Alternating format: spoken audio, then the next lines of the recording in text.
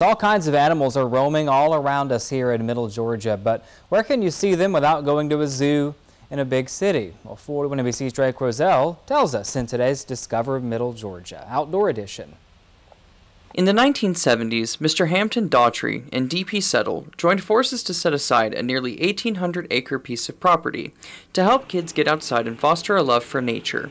And with that, Dauset Trails was born. Story goes that Mr. Daughtry said that we've got a place where kids can play ball, but we need a place where kids can get out and enjoy nature. The private nonprofit is located in Jackson, Georgia, and is completely free to visit. The contents of the trails focus mostly on Georgia's plants and animals, both those that are wild and those who call the trails home. It's hard to take just a few steps into the property without seeing a critter or, well, three.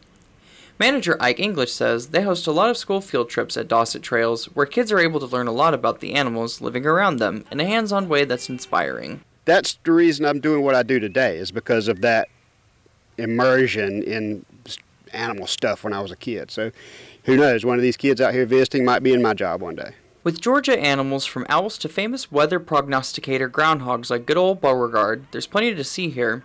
Most of the animals in enclosures were either orphaned or injured, so they're non-releasable. There are plaques at each enclosure that can tell you some interesting facts about each animal, so anyone looking to visit should be ready to learn. The trails are mostly wheelchair accessible and have lots of resting spots for visitors that need to take breaks. Dauset Trails are open Tuesday through Sunday from 9 to 5, and they also have a few yearly events to keep an eye out for, like the Bluebirds and Bluegrass Festival. Going wild in Jackson. Drake Roselle, 41 NBC News.